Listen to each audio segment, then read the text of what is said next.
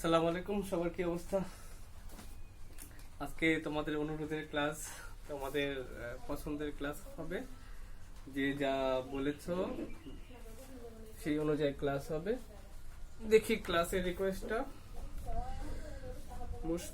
মুশফিক বলল দ্বিতীয় অধ্যায় গাউসের সূত্র, ইলেকট্রিক্যাল ডাইপোল, দুর্জয় হুইস্টন ব্রিজ, অনন্য কার্শফের ফর্মুলা, তন্ময় হয়েছে, লেসন দিল কয়েকটা। ওকে, ঠিক আছে। প্রথমে গাউসের সূত্র দিয়ে শুরু করি। গাউসের সূত্র বোঝার আগে আমাদের বুঝতে হবে যে তড়িৎ ফ্লাক্সটা কি জিনিস। তড়িৎ ফ্লাক্সটা হচ্ছে, ধরো এইখানে একটা চার্জ রাখা আছে প্লাস কিউ। এই প্লাস কিউ চার্জের জন্য একটা ইলেকট্রিক ফিল্ড তৈরি হলো। এই ইলেকট্রিক ফিল্ডের দিক কি হবে? ওই চার্জ থেকে লম্ব বরাবর সামনের দিকে কদম ফুলের মতো ছড়ায় যাবে। আচ্ছা, যদি তাই হয়ে থাকে তাহলে তড়িৎ ফ্লাক্সটা কি জিনিস? মোবাইল দিয়ে তো ভিডিও করা হচ্ছে। ধরো এটা একটা টর্চ লাইট, এটা হচ্ছে আমার এই টর্চ লাইটের সামনে লম্বভাবে রাখা একটা তল। খেয়াল করে দেখো, টর্চ লাইট লম্বভাবে রাখা একটা তল। আমি এখন টর্চ মারব। টর্চ মারার পরে এরকম টর্চ মারা হয়েছে। এখন এটা হলো আমার হাতটা। তাহলে যে পরিমাণ আলো এটার উপরে পড়বে সেই আলোটা হচ্ছে তড়িৎ, লাইটের ফ্লাক্স। যে তড়িৎ ক্ষেত্র হয়ে থাকে, তড়িৎ ক্ষেত্রের একটা ইলেকট্রিক ফিল্ডের সাথে দিকের সাথে লম্বভাবে রাখা একটা তলে যে পরিমাণ যতগুলা তড়িৎ ক্ষেত্রে লাইন প্রবেশ করে সেই সংখ্যাটা হচ্ছে তড়িৎ ফ্লাক্স। ম্যাথমেটিক্যালি যদি বলি, তড়িৎ ফ্লাক্স হচ্ছে যে তড়িৎ ক্ষেত্র এবং তড়িৎ ক্ষেত্রের সাথে রাখা ক্ষেত্রফলের ডট গুণফল। ডট গুণফল বলতে বোঝাচ্ছে যে আমি যদি এইটার সাথে লম্বভাবে রাখি, যদি লম্বভাবে রাখতাম তাহলে যেটা আসতো সেটাই হলো ডট। মাথায় রাখা যে একটা ভেক্টর আছে, ভেক্টরের সাথে লম্বভাবে রাখা একটা তলের সাথে যে কাজ করলে মানে এই জিনিসটার উপরে পড়বে সেটাই হচ্ছে তোমার ডট গুণফল। এখন তোমাদের গাউসের সূত্র বই যেভাবে প্রমাণ করা আছে, সেক্ষেত্রে তোমার এরিয়াটা এ না লিখে সারফেস লিখছে, সারফেস এস। তাহলে আমি লিখতে পারি ই ডট এস। তাহলে এক তড়িৎ ফ্লাক্স হচ্ছে তড়িৎ ক্ষেত্র এবং তড়িৎ ক্ষেত্রের সাথে রাখা লম্বতলের ডট গুণফল হচ্ছে তড়িৎ ফ্লাক্স। তড়িৎ ফ্লাক্স বুঝতে পারলে বাকি কাজটা আমাদের সহজে হয়ে যাবে। গাউসের সূত্রটা কি বলছে? গাউসের সূত্র হলো, ধরো একটা তল, এরকম একটা তল। তলের বৈশিষ্ট্য হলো তলটা হচ্ছে বদ্ধ, একটা ক্লোজ সারফেস। এই ক্লোজ সারফেসের ফ্লাক্স খেয়াল করে দেখো, এই ক্লোজ সারফেসের ফ্লাক্স মানে ধরো এটার মধ্যে একইভাবে কোন তড়িৎ ক্ষেত্র এসে পড়লো, তাহলে এই ফ্লাক্সটা হবে, ধরো এইখানে এই সারফেসে কোনো চার্জ থাকতে পারে না। ধরো আমার মধ্যে তো চার্জ আছে, তবে আমি নিউট্রাল। কি কারণে? আমার মধ্যে সমান সংখ্যক প্লাস আর মাইনাস রয়েছে। যদি আমি প্লাস বা মাইনাসের সংখ্যা কম বেশি হয়, আমি ধনাত্মক ভাবে বা ঋণাত্মক ভাবে চার্জিত থাকবো। বেসিক্যালি একটা বস্তু কি থাকে, চার্জ নিরপেক্ষ থাকে। ধরো আমাদের এই যে তলটা, এটা একটা ক্লোজ তল, এটাকে বলা হয় আমরা গাউসিয়ান সারফেস বা গস তল। গাউসিয়ান সারফেসে ডট প্রোডাক্ট মানে তড়িৎ ক্ষেত্র এবং সারফেসের ডট প্রোডাক্ট মানে ফ্লাক্স হচ্ছে এই তলে যে পরিমাণ চার্জ রাখা আছে এই চার্জের 1/ε গুণন। গাউসের সূত্র হচ্ছে একটা তড়িৎ ক্ষেত্রের সাথে লম্বভাবে রাখা কোন তলের তড়িৎ ফ্লাক্স হচ্ছে এই চার্জের মানে এই তলে যে চার্জ রাখা আছে ওই চার্জের 1/ε গুণ। এখন তুমি জানো যে ফ্লাক্স মানে হচ্ছে ইলেকট্রিক ফিল্ড আর সারফেসের ডট গুণফল।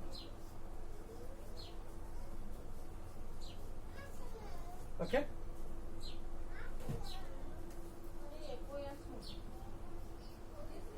আচ্ছা, এইভাবে আমি গস লটাকে লিখতে পারি। আচ্ছা, এটা মোটামুটি মুশফিকের বেসিক প্রবলেম যেটা ছিল, বই অন্যভাবে লিখছে, আমি সবভাবেই আসবো, কারণ তন্ময়ের প্রবলেম সলভ করতে গেলে আমার একটু ফার্দার যেতে হবে।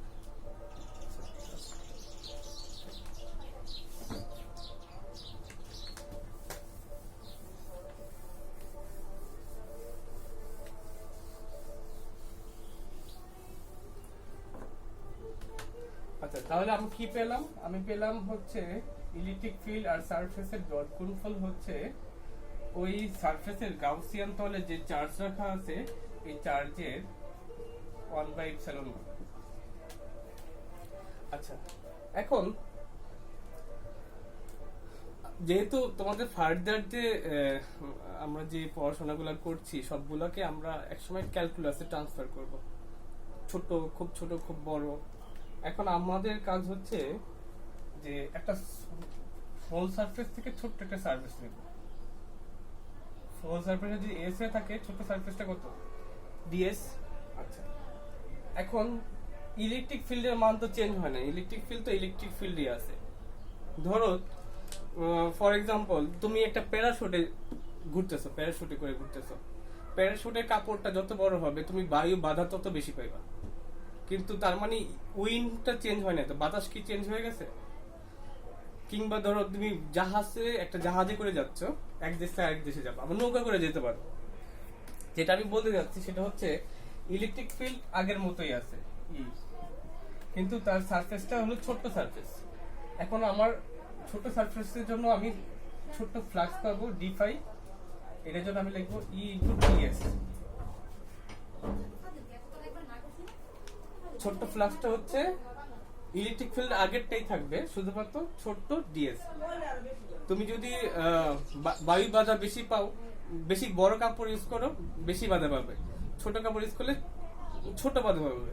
এখানে ইলেকট্রিক ফিল্ডের যে ফ্লাক্স, আমি যদি এরিয়া বড়টা নেই তো পুরোটা পাবো, আর যে ছোট একটু এরিয়া নেই তো ছোট ফ্লাক্স পাবো। ক্লিয়ার? এখন এটা করার কারণ কি? আমরা ছোট ছোট জিনিস বের করে আমরা বড় একবারে বিশালগুলা বের করি। ফর এক্সাম্পল, আমি যদি ছোট বড় হোল ফ্লাক্সে পেতে চাই, আমাকে কি করতে হবে? ইন্টিগ্রেশন করতে হবে। যেহেতু এটা একটা ক্লোজ সারফেস, ক্লোজড, তাই এখানে একটা ক্লোজ ইন্টিগ্রাল দেওয়া হয়, ক্লোজড ইন্টিগ্রাল।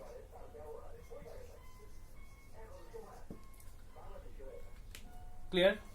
যে ক্লোজ ইন্টিগ্রাল হয়ে থাকে, তাহলে আমি এই ফর্মুলাটাকেই এখানে জাস্ট এইটার বদলে আমি লিখবো কি,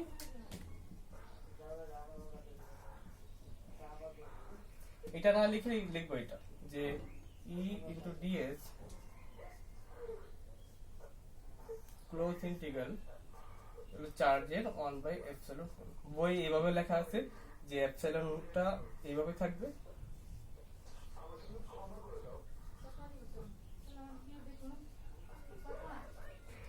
বেশি এক্সপ্লেন করা ক্লাস নিতে গেলে ক্লাসটা অনেক বড় হয়ে যায়। আর একটা বিষয় হলো যে আমার এই মোবাইলের যে ভিডিও কোয়ালিটি, তাতে তোমার 30 মিনিট পর এটা অটো কেটে যায়, মানে ভিডিওগুলো 30 মিনিটের হয়ে থাকে। দেখি 30 মিনিট, আমি ক্লাসটা কখন শুরু করলাম তো মনে নাই। তাহলে এটা হলো এ পর্যন্ত গাউসিয়ান সূত্রের একেবারে এক্সপ্লেনেশন। আশা করি তোমরা সবাই বুঝতে পারছো। এখন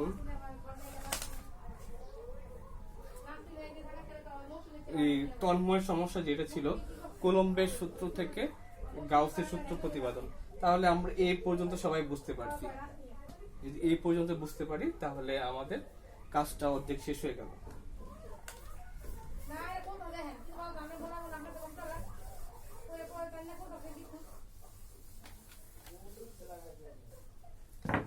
আচ্ছা, প্রথমত কুলম্বের সূত্রটা কি জিনিস? তুমি জানো যে দুইটা চার্জকে Q1 Q2 একটা দূরত্বে যদি রাখো, ওদের মধ্যে যে একটা ফোর্স কাজ করে, যে ইলেকট্রিক ফোর্স কাজ করে, সেই ফোর্সের মান হচ্ছে 1/4πε0 Q1 Q2 বাই r²। ওদের মধ্যে দূরত্ব হলো r। এই পর্যন্ত আমরা ফোর্সের ফর্মুলাটার মধ্যে জানি বিষয়গুলো। এর পরবর্তীতে ধরো আমাকে যদি বলা হয় যে তড়িৎ তীব্রতা কি জিনিস, তড়িৎ তীব্রতার কুলম্বের সূত্র।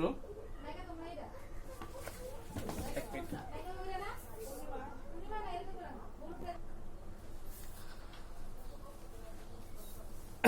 আচ্ছা, এটা হলো কুলম্ব ফোর্সের ফর্মুলা। আচ্ছা, কুলম্ব ফোর্সের ফর্মুলা যদি জানো তোমরা, তড়িৎ তীব্রতা জানো যে দুইটা চার্জের মধ্যে যদি একটা চার্জ কিউ হয় আর একটা চার্জ যদি হয় 1 কুলম্ব, তাহলে তড়িৎ তীব্রতা ই হচ্ছে 1/4πε0 Q/r²। তাহলে আমরা এই তড়িৎ তীব্রতার বিষয়টা সবাই জানি। এখন আমরা এটা ম্যাথমেটিক্যালি যদি চিন্তা করি, মানে জিওমেট্রিক্যালি, এই আচ্ছা সারফেসটা পরে আর কি। ধরো এখানে একটা চার্জ রাখা আছে প্লাস কিউ চার্জ, এই চার্জ হতে আর দূরত্বে একটা পয়েন্ট আছে বি। এটা হচ্ছে তোমার আর্টিকেল 217, যেটা তন্ময়ের প্রবলেম ছিল যে কুলম্বের সূত্র হতে কিভাবে আমি গাউসের ফর্মুলাটা ডিরাইভ করতে পারি।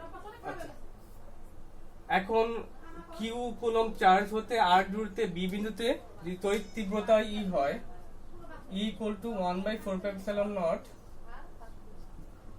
Q/r²। এখন তুমি এই আর দূরত্বে একটা সারফেস কল্পনা করো। এই সারফেসটা অবশ্যই কি একটা ক্লোজ সারফেস। যদি ক্লোজ সারফেস হয়ে থাকে, ওই বি বিন্দুতে আমি ছোট্ট একটা সারফেস কল্পনা করব। এই সারফেসটা হচ্ছে ডিএস। খেয়াল করে দেখো, এইখানে তড়িৎ তীব্রতা একটা চার্জ থেকে সবসময় কি আমি বললাম না কদম ফুলের মতো বাইরের দিকে যাবে, বাইরের দিকে যাবে। তো এখানে তড়িৎ তীব্রতা যদি হিসাব করো, এই দিকে দিক হবে, এর দিক হবে এই দিকে, এই দিকে মানে বাইরের দিকে। এখন সারফেসের সাথে সে লম্বভাবে আছে। এখন এই যে ডিএস, এই ডিএস এর দিকও এই তড়িৎ ক্ষেত্রের দিক বরাবর। মাথায় রাখবা, যদি এমন হয় আমি একটা পানি বের হচ্ছে, আমি সুইচ টিপে পানি বের করতেছি, এখন এটার ধাক্কা কি হবে, সারফেসটা কোন দিকে যাবে, এদিকে যাবে।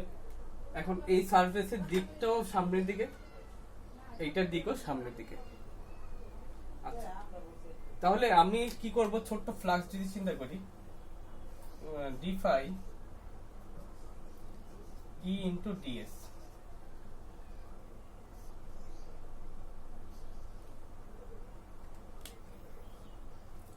তাহলে ছোট্ট ফ্লাক্স হচ্ছে ছোট্ট, মানে তড়িৎ ক্ষেত্রের মান এক থাকবে, শুধুমাত্র সারফেসটা চেঞ্জ হবে।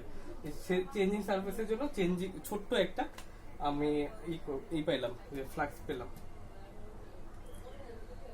আচ্ছা, এখন তড়িৎ ক্ষেত্রের দিক হচ্ছে এদিকে, সারফেসের দিকও একই দিকে।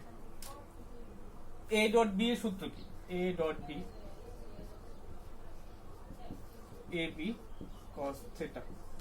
তোমরা সবাই জানো এখানে cos থিটা হচ্ছে A আর B এর মধ্যবর্তী অ্যাঙ্গেল। এখন এইটা কত হবে তাহলে?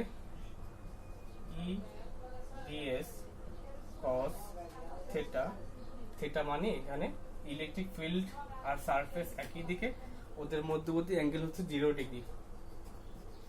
E ds cos 0 ডিগ্রি, আর 0 ডিগ্রির মান হচ্ছে 1 E × ds। সরি,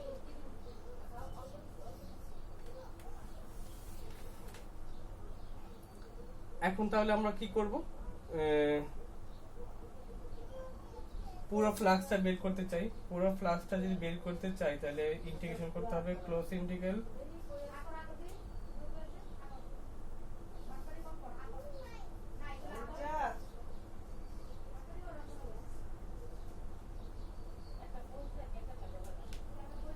আচ্ছা এই পর্যন্ত দেখো। যখন এই সমস্যা এটা পজ দিয়ে দেখো যে আমি এই পর্যন্ত যা করেছি তুমি বুঝতে পারছো কিনা। প্রথমত কি হয়েছে, এখানে আমি একটা রাখছি চার্জ, এই চার্জের জন্য ইলেকট্রিক ফিল্ড তৈরি হলো। ইলেকট্রিক ফিল্ড বি বিন্দুতে আর দূরত্বে কত, এইটা। এখন ওই বিন্দুতে আমি একটা সারফেস রাখছি ডিএস। এই ডিএস সারফেসের সাথে আমি যদি রাখি ওর সাথে লম্বভাবে একটা ছোট একটা তল, তাহলে ছোট্ট তলে ফ্লাক্স হবে d∅ E ds E dot DS আমরা একটু আগে জানি যে ফ্লাক্স হচ্ছে তড়িৎ ক্ষেত্র এবং ক্ষেত্র কি বলে তড়িৎ ক্ষেত্র এবং যে ক্ষেত্রফলের ডট গুণফল। ওদের মধ্যবর্তী অ্যাঙ্গেল হচ্ছে 0 ডিগ্রি, 0 ডিগ্রি বসাইলাম, D phi equal E DS. তাহলে আমরা এতটুকু পেয়ে গেছি। আচ্ছা, এখন আমার একটু মুছতে হবে।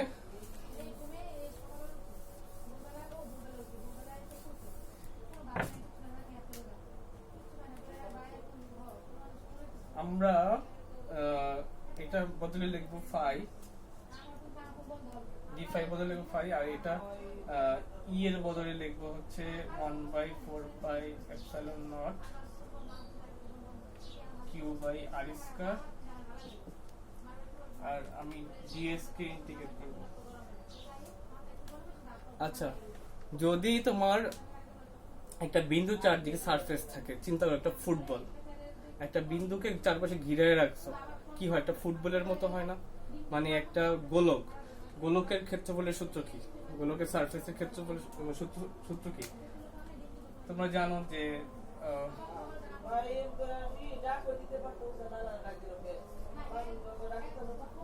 গোলকের ক্ষেত্রফল হচ্ছে 4 পাই আর স্কয়ার। আচ্ছা, এখানে আমার কি কি কাটা যাচ্ছে? আর স্কয়ার সে কাটা যাচ্ছে, 4 পাই কাটা যাচ্ছে, থাকবে কি?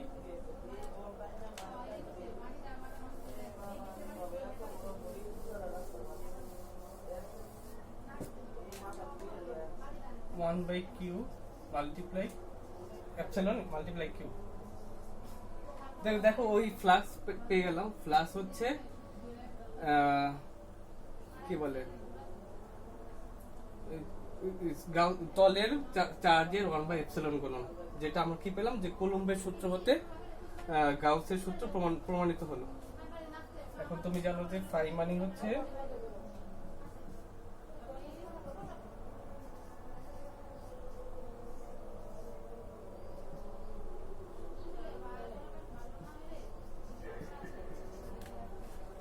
আচ্ছা, কুলম্বের সূত্র হতে গাউসের সূত্র প্রমাণিত হলো। আমার article 217 page number 98, page number 98 এই প্রবলেমটা ছিল। থিওরিটা বুঝতে পারো না তোমরা অনেকে, আশা করি এখন বুঝতে পারছো। পরেরটা হচ্ছে গাউসের সূত্র হতে কি হবে? আমরা কুলম্বের সূত্র ডিরাইভ করব।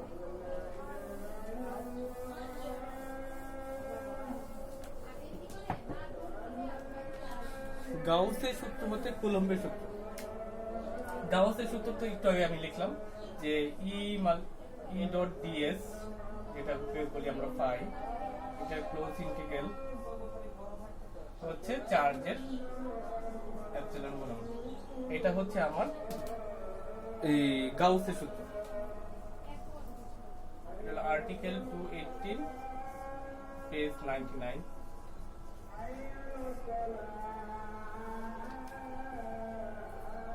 তাহলে গাউসের সূত্র হচ্ছে কোন চার্জের মানে কোন গাউসিয়ান তলে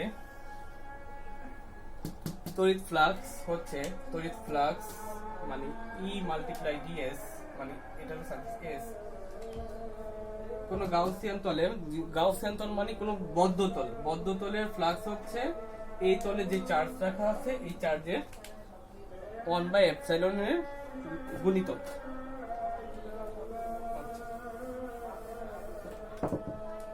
এখন এখান থেকে আমি কুলম্বের সূত্র প্রমাণিত করব।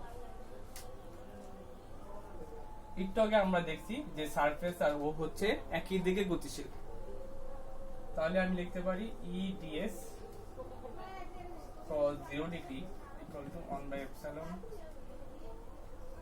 Multiply Q.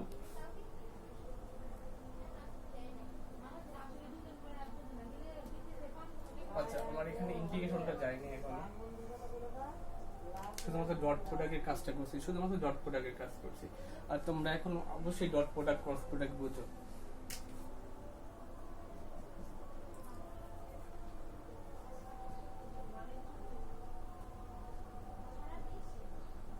এর ভ্যালুটা বসাই দিই।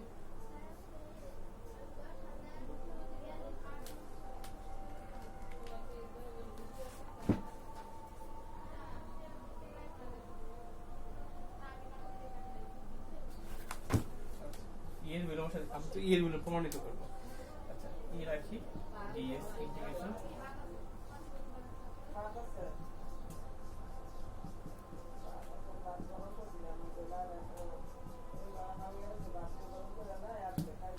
সমগ্র সারফেসটা কত, গোলকের ক্ষেত্রফল, সমগ্র ক্ষেত্রফলটা আমি যদি ক্যালকুলেট করি 4 পাই r স্কয়ার আসার কথা, অবশ্যই আসবে।